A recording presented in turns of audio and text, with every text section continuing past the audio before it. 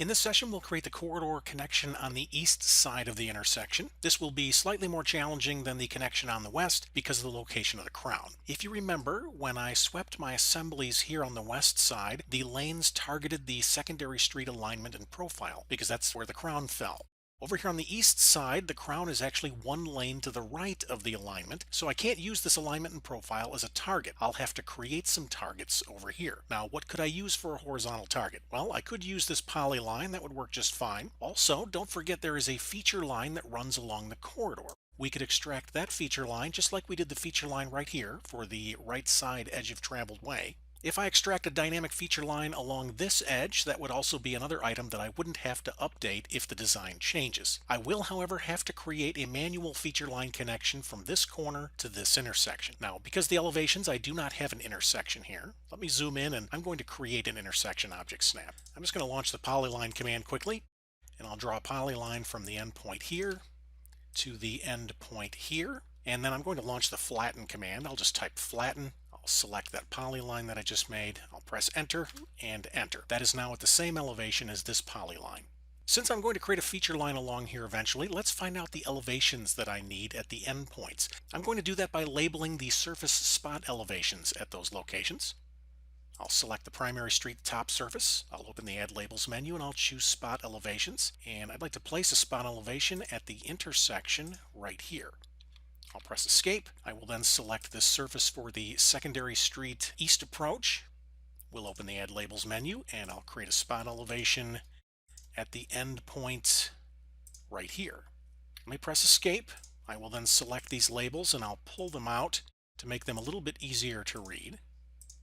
Next, we'll extract a feature line from the corridor model along this edge. I'm going to open the In-Canvas menu. I'll go to Viewport Configuration List and I'll choose 2 Vertical. And then in this view on the right, I'm going to click the Southwest hotspot. I will then zoom in on that edge. Right here is the feature line that I'm interested in. Unfortunately, my surface is sitting on top currently, so let's select the surface. I'll right-click and I'll go to Display Order, Send to Back. There we go. Let's extract this feature line. I'll go to the feature line menu. I'll choose Create Feature Line from Corridor, and then I'm going to select right here. Now it says that it finds 2 of them. I'm going to grab the edge of traveled way. I'll click OK. Let's name this Secondary Street East Crown. I'll keep the default style, no smoothing, and I will create a dynamic link to the corridor. I'll click OK. Now you may be wondering, why did you select the edge of traveled way feature line? Why didn't you select the crown? Well, I've selected this one before, and what I found is the crown feature line actually stops right here. It's the edge of traveled way that continues on to the end. So the edge of traveled way represents the best target choice in this case.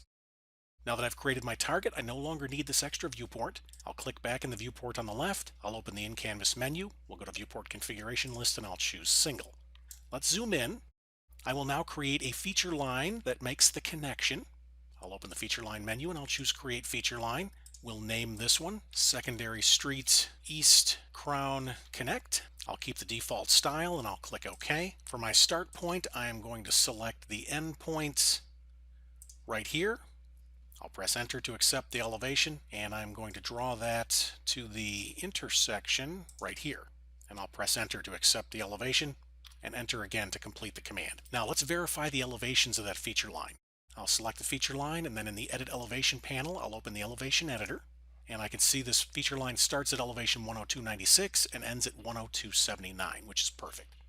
Let's close the panorama. I'll press Escape. I am now ready to create my corridor. Let's close up the southeast quadrant first. I'm going to create a new corridor. I'll call this Secondary Street East Blend. We will choose the Southeast Return for the alignment. I will select the Southeast Return Finished Grade Profile and the Curb Returns Assembly. I'm not going to be targeting a surface. I will be setting baseline and region parameters. I'll click OK. Here in the region, I will click to set my start station. Since this is traveling in a clockwise direction, I will grab the start station at the end point here on the left, and then my end station will be at the end point of the curve on the right. I will then adjust the frequency. Let's make the curve increment 3 feet, and I'll click OK. Then we'll select the targets. For the return lane, I will click in the horizontal target field, and I'm going to select all of these from the drawing. As my assembly is swept around, I want it to match up to the edge of traveled way here on the right, and then the two feature lines that represent the crown. I'll press enter. I'll click OK. Now we'll set the profile targets. I will select those from the drawing. It will be the same three entities. I'll press enter. I'll click OK. OK. Let's click OK and we'll rebuild. Let's zoom in and take a look. This looks very good. Let's finish up the corridor by creating the northeast return. Let's add that data to our current corridor. I'll select it. I'll go to Corridor Properties, the Parameters tab. I'm going to add a baseline. I'm going to add the northeast return alignment. My baseline is defined by horizontal and vertical, so let's select a profile for the baseline. We'll choose northeast return finished grade. I will then right-click on the baseline and add a region. We'll use the curb returns assembly. Let me expand this, and then we will set our start station. The start station is going to be the end point here on the right, and the end station will be the end point on the left. Let's go to the frequency setting, and I'll change my curve increment to 3. I'll click OK. We will then adjust our targets. With respect to the width, I'm going to select my targets from the drawing. You are going to target the edge of traveled way here on the right, and then I would like to target the same edge here. Unfortunately, my corridor is getting in the way. Let me press escape for a second. We'll click OK and OK. We'll just rebuild what we have. There we go. We can see that we have to adjust the targets for this lane still. Let's select the corridor, and then I'm going to push this to the back. I'll right click and go to display order, send to back. There we go. That'll make it easier to select my feature lines.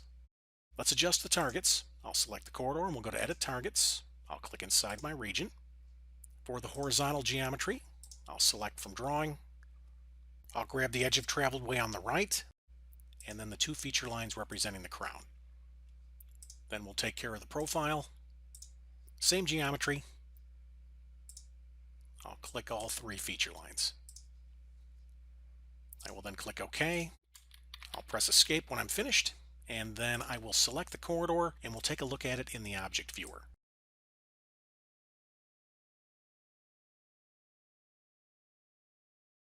When I've finished reviewing the corridor model, I'm going to close the object viewer and return to the drawing.